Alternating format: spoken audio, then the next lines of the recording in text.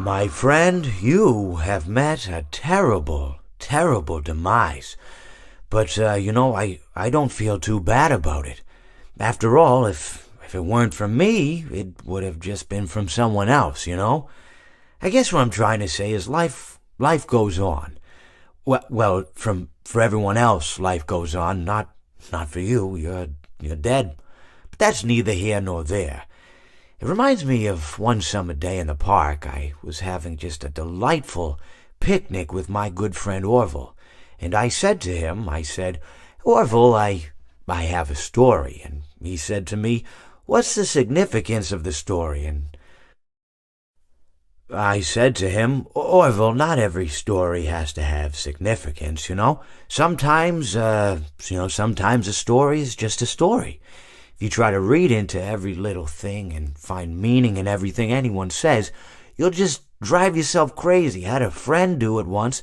Wasn't pretty. We talked about it for years. And not only that, but you'll likely end up believing something you shouldn't believe and thinking something you shouldn't think, or assuming something you shouldn't assume, Sometimes, I said, a story is just a story. So just be quiet for 1 second of your life and eat your sandwich, okay? Of course, it was only then I realized I'd made sandwiches, and poor Orville was having such difficulty eating it. Elephants have those clumsy hands, Actually, I suppose that's the problem. They don't have hands at all, do they? They're all feet. I couldn't imagine someone asking me to eat a sandwich with my feet. Now, if I recall correctly, there was a bakery nearby. I said to him, Orville, let me go get you some rye bread. Now, I'm unsure if elephants enjoy rye bread, but I assure you that Orville does. Now, this was on a Tuesday, which was good because rye bread was always fresh on Tuesday. They made sourdough bread on Monday and threw it out Wednesday, or rather they sold it at a discount for people wanting to feed the ducks, and then probably at the end of the day, finally, they threw it all out. I don't recall. I do remember a man who would bring his son to the bakery every Wednesday and then go feed the ducks. He would buy all of the sourdough bread. Of course, you're not supposed to feed the ducks sourdough bread at all. It swells up in their stomach and then they all die. At least that's what I've heard. I never saw any ducks die myself, but I did notice a substantial decrease in the duck population over the course of a few years. I just never thought to stop the man and tell him that he was killing the ducks by feeding them sourdough bread. And if you want my opinion on the matter, and I told Orville this as well, if you want to feed ducks, or birds, or any kind for that matter, it's best to buy seed. I mean, when you think about it, breads of any sort don't occur in nature. They don't grow on trees or spring up from the bushes. I don't think birds know what to do with bread. What was I saying? Oh, yes. So I bought Orville some rye bread. What a fine day it was. Well, it seems that your journey has ended. Very sorry about that. It was always going to end this way, of course. If it weren't by me, it would have just been by some other, terrible thing. Just, you could not imagine how terrible it would be. Just, I get scared thinking about it. I'm glad it's not me.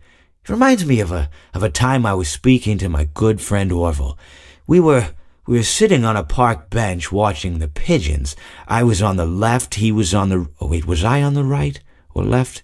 Anyways, it doesn't matter. We were sitting on there watching the pigeons. And I said to Orville, friend, those birds are frozen. And he kind of looked at me like I'd lost my mind.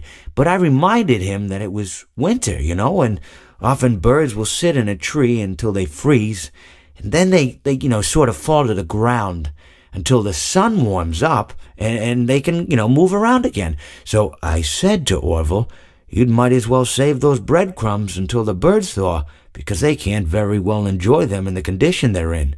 To which he asked what I meant, and asking what condition the crumbs should be in before he threw them to the birds, assuming that I meant the birds couldn't enjoy the breadcrumbs in the condition that the crumbs were in, when in fact I had meant the birds could not enjoy them in the condition that the birds were in, considering that the birds were frozen.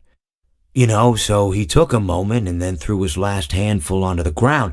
I said to him, Orville, why did you throw the breadcrumbs to the birds when I just told you they're frozen? To which he responded, the breadcrumbs are not frozen. Again, misunderstanding my words. I didn't mean to say that the breadcrumbs were frozen when I said I told you they're frozen. I'd been referring to the birds. In hindsight, what I should have said was, and this would make perfect sense, why did you throw the breadcrumbs to the birds when the birds are frozen? He misunderstood upon my correction, stating that he didn't know what else to do with the breadcrumbs and that perhaps, when the birds thawed, they'd still be able to eat the crumbs. So I said to Orville, and this is what I said to him, I said, Orville, the birds may be dead.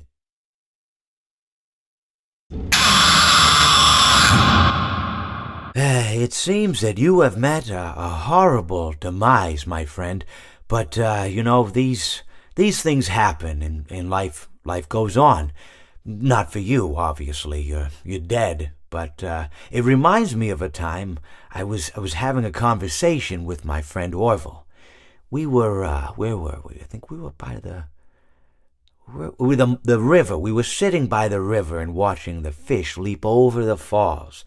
And I said to Orville, sometimes I feel like a fish leaping over and over again, always trying to get somewhere, though I don't know where, only to find myself in the jaws of a beast.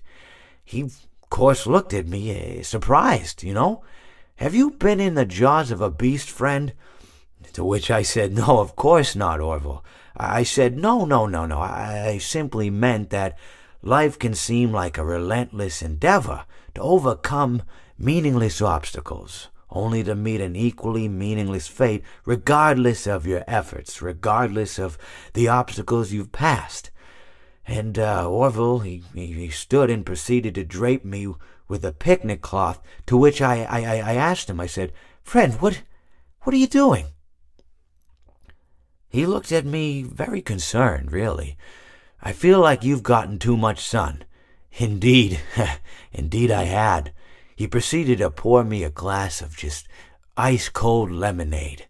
Ooh, you ever mix it with iced tea? You do like a little half lemonade, ooh, it's so, you should try it some. Well, you can't because you're dead. But anyways, so you may be asking yourself, how did I go from sitting by the falls and drinking lemonade to being wedged in the air duct? Not only with Orville, but with an entire assortment of fruity-colored friends. Well, there's really no good answer to that, but perhaps I met a demise of my own at some point, and this is my afterlife or my dream, whatever it might mean. I honestly don't know. Or maybe it doesn't mean anything at all. Maybe it doesn't mean anything at all.